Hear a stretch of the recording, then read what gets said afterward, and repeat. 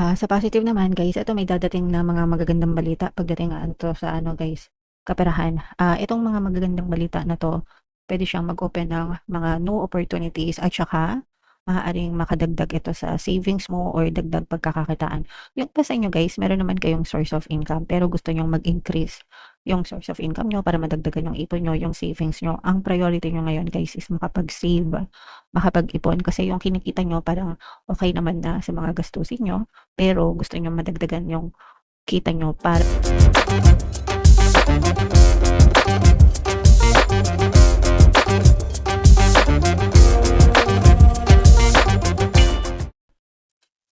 hello guys, hello Cancer, welcome back to Pinoy Pixie Tarot. Ang pamagat ng episode natin for tonight is full moon kapalaran para ngayong May mga kapixie. Para sa Cancer, Sun, Moon, Rising sign, and Venus. Yung ating full moon guys ngayong May ay dalawa mga kapixie, mag-overlap siya. Isa ngayong May 1, tapos yung isa sa May 31 mga kapixie.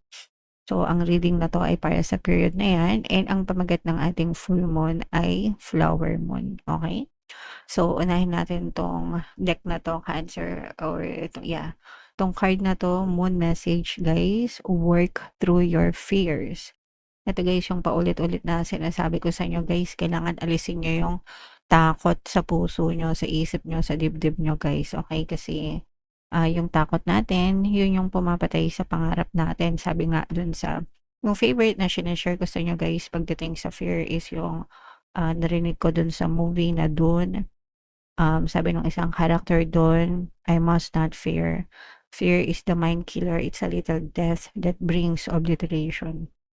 So, yung mga takot natin guys, yun yung pumapatay sa mga pangarap natin sa buhay. So, dapat alisin natin yung mga takot natin, mga kapiksi. Okay? Alright. So, additional meaning nitong card na to guys, time to let go of a grudge you're holding. So, yung grudge guys, it's a negative emotion and nagiging balakid siya sa buhay. So, kailangan natin alisin yung mga galit, anger, hatred, resentment, grudges, no? Anything negative guys para mawala yung mga balakid sa buhay, sa kapayapaan, sa kasiyahan, sa kaligayahan, sa pagmamahal, sa kasaganaan, pagpapala. Okay?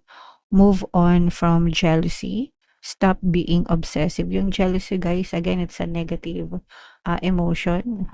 Nagtitrigger siya ng insecurity, no? So, alisin yung mga jealous guys, no?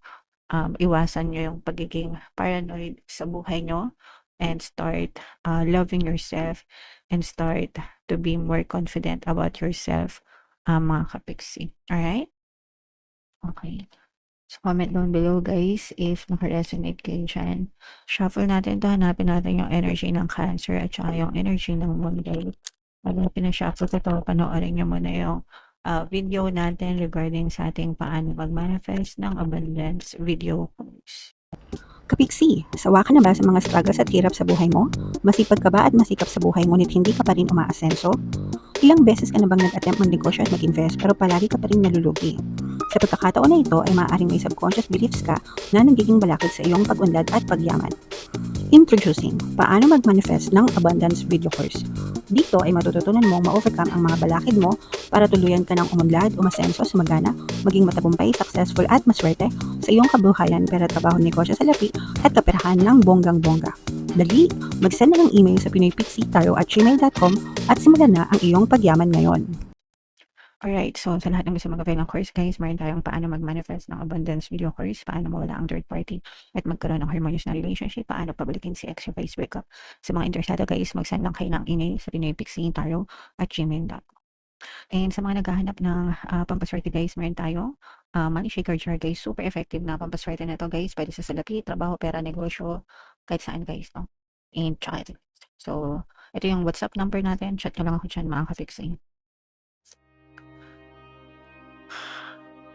Huwag na kayo magpahuli guys kasi super dami ng sumasukses dyan mga kapisi. So this is both positive and negative. Ang nakikita natin dito guys na negative is betrayal pagdating sa relationship mga kapiksi.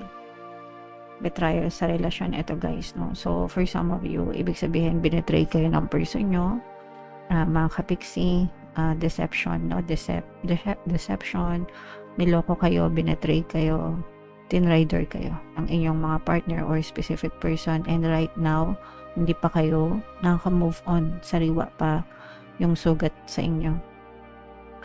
Guys, dahil sa ginawa nitong person nyo. Yung iba sa inyo guys, stuck pa kayo. Pwedeng nangyari na to in the past guys, pero hanggang ngayon, nandun pa rin yung mga tinik sa dibdib nyo. Na-trap pa rin kayo guys, no? Kaya nga, sabi dun sa atin kanina, let go of the grudges you're holding, no? Kung natatandaan nyo, sabi dito kanina, yung mga grudges nyo, mga galit, anger, hatred, resentment, no? Dapat tanggalin nyo na guys, kasi kung hindi nyo to pakakawalan, patuloy lang kayong matatrap dyan sa mga negative emotions na yan, guys, and you have to focus on your healing, mga kapiksi, okay?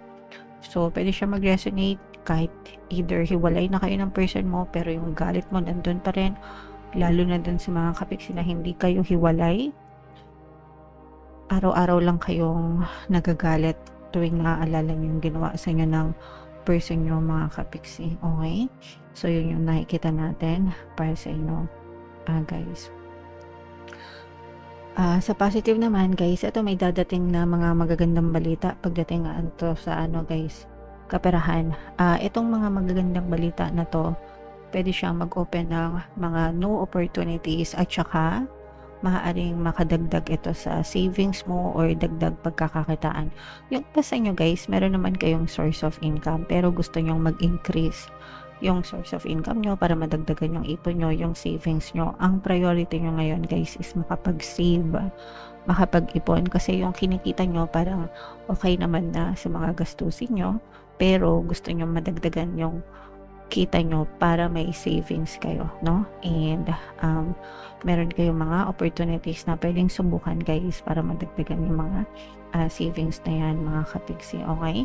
So, explore nyo lang ng i-explore guys yung mga opportunities, no? Kasi marami naman mga side hustles na pwedeng gawin, especially sa panahon ngayon, mga kapiksi. Samantalahin nyo yung pagkakataon habang kaya nyo pa, habang pwede pa, guys, okay?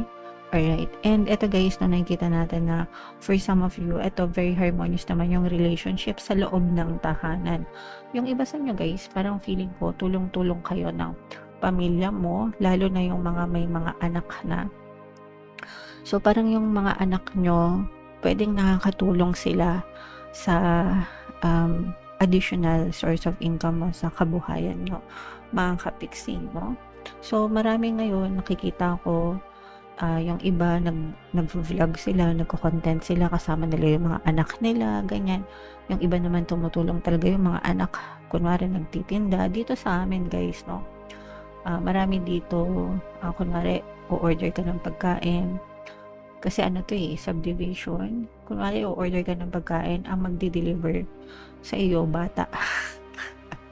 So yung mga anak-anak nila, no? So yung delivery fee mo, ibibigay mo dun sa bata. So, kahit papano, namumulat yung mga bata sa pagkakaroon ng responsibilities, no? Hindi yung puro gadget lang. At the same time, nakakatulong din. Nagkakaroon sila ng pambaon nila, mga ganun.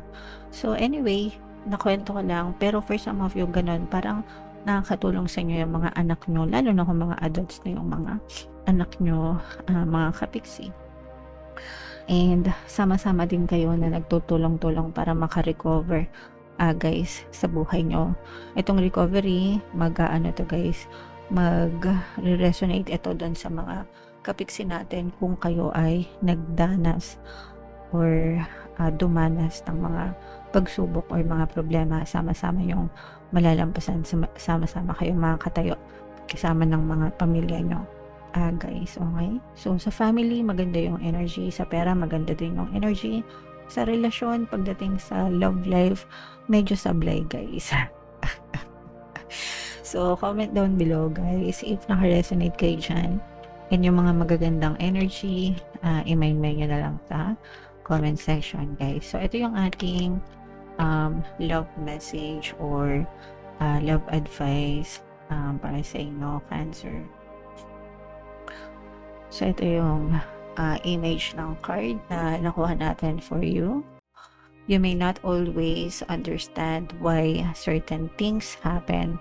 However, there is always a higher purpose to the events in your life. Through turmoil, a blessing will soon be revealed. So, hindi mo man maintindihan kung bakit nangyayari yan sa inyo, especially kunwari sa relationship, no?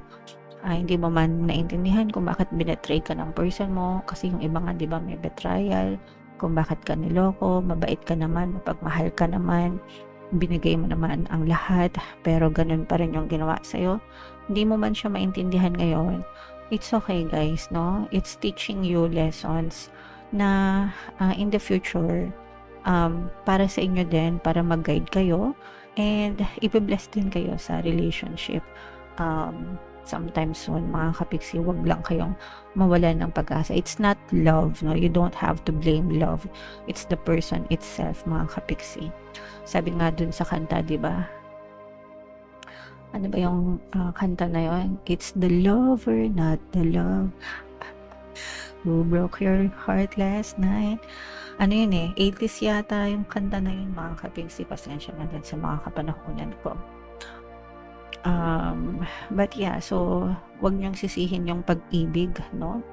Ang sisihin niyo is yung tao because sila yung may responsibility doon. Guys, okay? Pero wag na kayong magsisihan, guys, no? Palaging yung paghariin yung kapayapaan sa puso niyo. You have to protect your peace of mind. Mas importante na magkaroon kayo ng peace of mind, Cancer. Okay? Right? So yeah, comment down below, guys. If feeling nyo naka-resonate kayo dyan, yung mga magaganda, i-mind nyo na guys sa comment section. And for more tarot readings, ito yung playlist nyo. Ito naman yung ating success stories ng paano mag-manifest ng abundance video course. Panoorin nyo itong video natin guys about money shaker jars. Thank you for liking, sharing, and subscribing. See you next time guys. I love you all. Have a nice day. Bye-bye.